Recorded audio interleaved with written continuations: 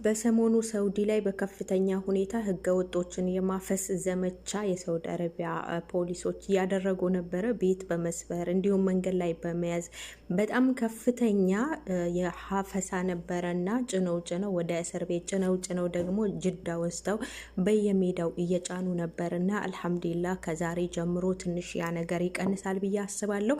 አሰላሙ አለይኩም ወራህመቱላሂ ወበረካቱ። ውድ የተከበራችሁ የተወደዳችሁ ውድ ተመልካቾቼ እንዴት ናችሁ? እንደምን ቆያችሁ? ከኔ ጋር ሁሉ ሰላም ነው አልহামዱሊላህ። ዛሬ እንግዲህ ሁለት መረጃዎችን ይዤ ወደ እናንተ መጥቻለሁ። ከሁለትም በላይ የሆነ ጠቃሚ ነገሮች ናቸው ይዤላችሁ የመጣሁት። እንግዲህ ሰሞኑን ታውቃላችሁ ሳውዲ አረቢያ ላይ በከፍተኛ ሁኔታ ሐፈሳ እንደተጀመረ ቤት እየሰበሩ ህገወጥ የተባለውን ጠርገው የዓለም ህዝብን ማለት ይቻላል ኢትዮጵያን ብቻ ትኩረት ባደረገ ሳይሆን ሁሉም ሀገራት ሰደው በህገወጥ መንገድ ሳውዲ የገቡ እየያዙ ወደ እስር ቤት እንዲሁም ደግሞ ጅዳ ወስደው እየጣሉ ይገኝ ነበርና አሁን መረጃው እንደደረሰኝ ከሆነ ከዛሬ በኋላ ትንሽ እንደሚቀንስ ነው የሰማሁት። ያው ምክንያቱም አሁን በኃይለኛው ሀጃጆች መግባት ጀምሯል።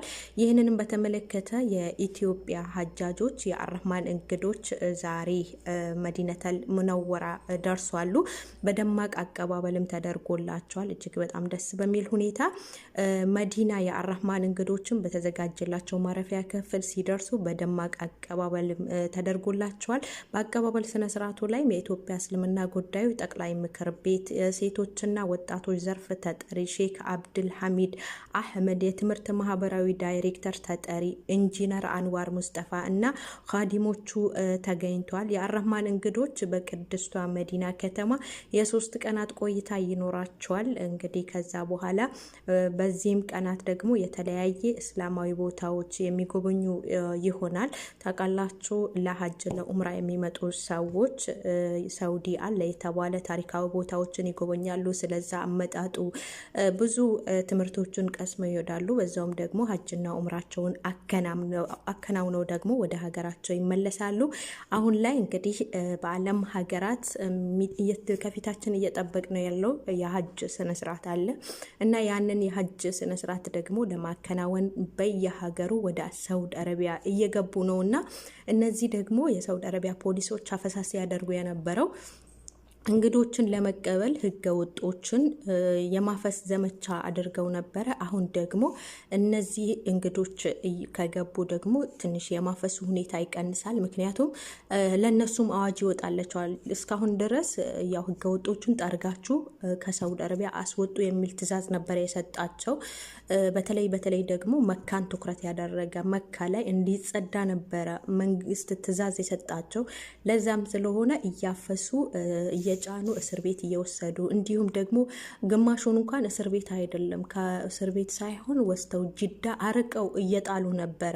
በጣም በሚያሳዝን ሁኔታ ማለት ነው።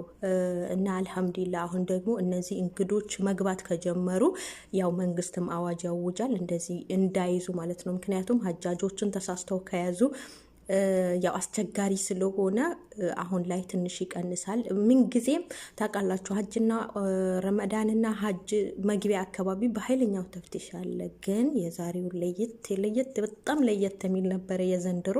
እኔ ራሱ ትላንት እዚህ ጋር በፎቶ ላይ የምትመለከቱት ጎረቤቴ እንደዚህ በፊት ለፊት ላይ መተው ቤት ሰብረው በጣም ብዙ ሰው ነው ጭኖ የሄዱት። እንዲህ ያየኋቸው ማለት ነው። ካሁን ማን መጡ እያልኩኝ እና በጣም አስቸጋሪ ሁኔታ ላይ ነበርና በጣም ያስፈራ ነበር ሐፈሳው። ብቻ አሁን ትንሽ ይቀንሳልና ስራ ቦታ ያላችሁ እዛው ተረጋግታችሁ ብትቀመጡ የተሻለ ነው። በጣም ደግሞ በደንብ እስኪገቡ ድረስ ማለት ነው። እንግዶቹ ከገቡ ከዚህ በኋላ ብዙም ትኩረት አያደርጉምና እስከዛ ድረስ ደግሞ ስራ ቦታችሁ ቆዩ። ኢጃዛ የሚባል ነገር እንዳትወጡ። ኢጃዛ ቤቶች ያው እየተሰበሩ እየገቡ እያፈሱ ነበርና ኢንሻአላህ ከዚህ በኋላ ይሄ ነገር ይቀንሳል። እስከዛም እስከሚረጋጋም ድረስ እዛው ባላችሁበት ሆኑ ለማለት ነው። ሌላኛው ደግሞ እንግዲህ በሳውዲ አረቢያ የወጣው ህግ ኢቃማ የነበራቸው ሰዎች ኢቃማቸው የወደቀ ሰዎች አዲስ ከፊል ካላቸው ማሳደስ ይቻላል በሚለው ነው። ወንዶች በእርግጥ ያታሳድሱ አልላችሁ እናንተ ወጣችሁ ወደ ውጭ መስራት ስለምትችሉ ያዙ እና ደግሞ እህቶቼ ደግሞ ቅርብ ጊዜ የመጣችሁ ቢያንስ 3-4 ዓመት የሰራችሁ ሰዎች ከዛ የጠፋችሁ እናንተም ብታሰሩ በእጃችሁ ብትይዙት ጥሩ ነው። ይህንን ለምን እንዳመጣሁት ታውቃላችሁ?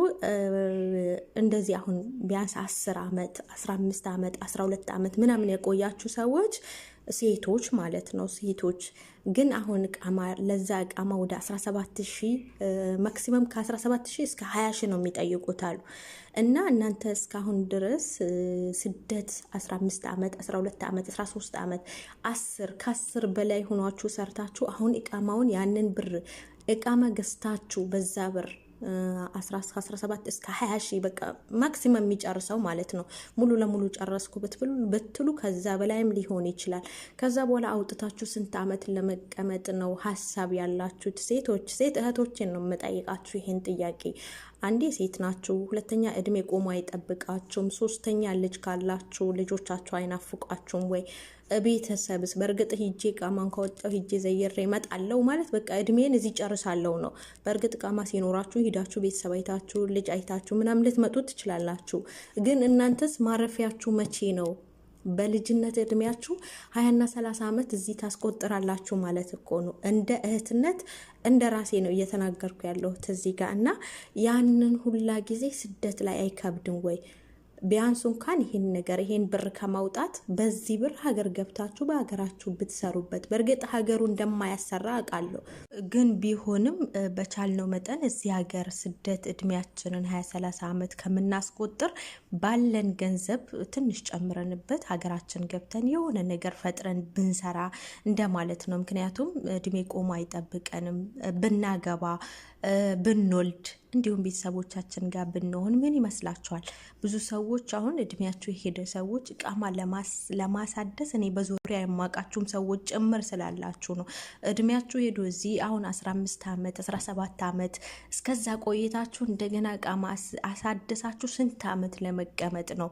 ያልወለዳችሁ በጣም እድሜያችሁ ሄዶ ያልወለዳችሁ ግን ትዳር ትፈልጋላችሁ፣ እንደገና ስደት ትፈልጋላችሁ። ይሄስ እንዴት ታስቡታላችሁ? እና ይሄንን ታሳቢ በማድረግ ከ10 በላይ ያላችሁ ከ10 በላይ በአጠቃላይ ከ10 በላይ ያላችሁ ሰዎች እህቶቼ ማለት ነው እቃማ ለማሳደስ ባትሞክሩ ጥሩ ነው። በእርግጥ ህይወት አይሞላም፣ ኑሮ መቼም አይሞላላችሁ፣ መቼም አይሞላም። ዱንያኔ ጠግባት አለው። ዱንያን ጠግቤ በደንብ እሺ ሀገሬ ገብቼ በደንብ እኖራለሁ። እድሜ ከሄደ በኋላ የሚኖረው ኖሮ ነው። ትተነው ልንሄድ እኮ እንችላለን፣ አይታወቅም። ወላይ ሀቂቀተን እኔ እንደራሴ ነው የምላችሁ። ዱንያ የፈለጋችሁት ነገር በሰበስቡት አላህ ካላለው መቼም አይሰበሰቡ። አላህ ይለፍላችሁ ካለ በትንሽ ነገር ያልፍላችኋል። ትንሽ የነገር ሰርታችሁ በረካ ያደርግላችኋል። እናንተ ስለለፋችሁ እኛ ስለለፋን ስለደከምን አይደለም። በእርግጥ እንስራ እያልኩ አይደለም፣ እንስራ ግን የሆነ ለሁሉም ነገር ጊዜ እንስጠው። በዚህ ጊዜ ይሄን ነገር አደርጋለሁ፣ በዚህ ጊዜ ይሄን ነገር አደርጋለሁ፣ በዚህ ጊዜ ማግባት አለብኝ፣ በዚህ ጊዜ መውለድ አለብኝ ብለን እቅድ መስጠት አለብን። አላህ ያሳካዋል፣ እኛ ባልነው ሳይሆን በእርግጥ አላህ ባለው ነው። ግን እኛ ደግሞ ሰበቡን ማድረስ አለብን።